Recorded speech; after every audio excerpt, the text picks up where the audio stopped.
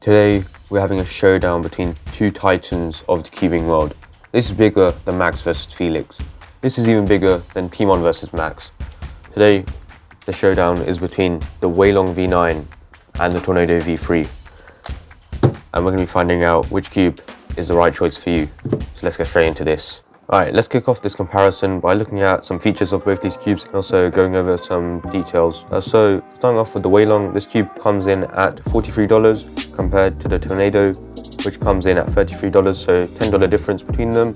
The height is about the same, with the Tornado being a bit taller at 55.5 millimeters compared to the Weilong at 55, so not much difference at all. And the same can be said about the weight. The Tornado weighs a little bit less at 72 grams and the Weilong weighs about 77 grams. That's it for the information. Now let's get into some features. Now this is the exciting part. The Weilong, which features the core to corner magnets, which makes the cube more stable. This Tornado also features the core to corner magnets, just not inside of a ball. The Weilong also has repelling edge magnets, which lets the cube do this.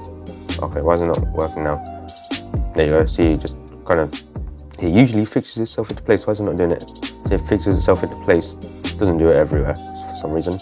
The Tornado does not have that. I have to do it myself.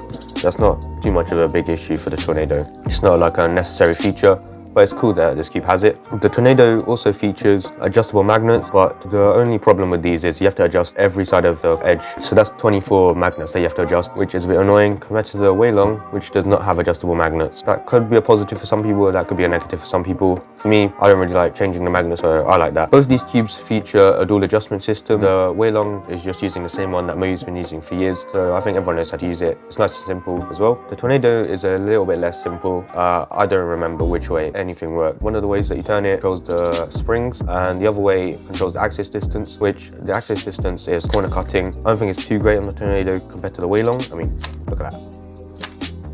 And look at this. It's a bit harder to do.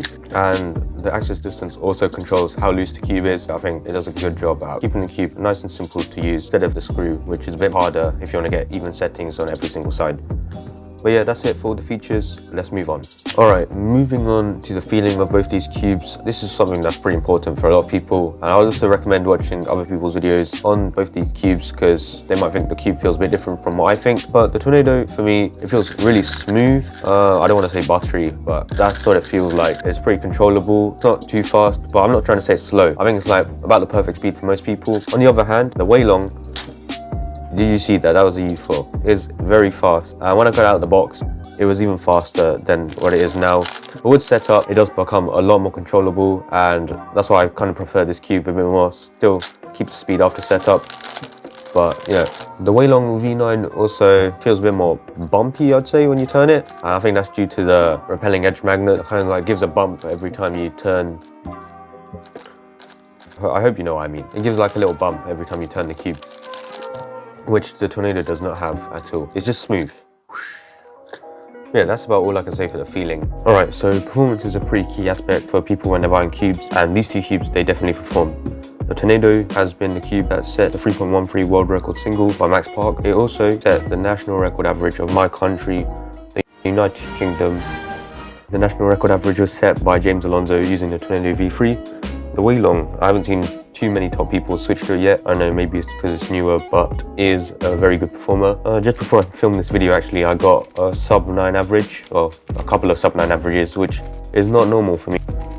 But yeah, I did it on this cube, got a bunch of 7s and 8s, so I think it definitely performs. Average sub-10, by the way.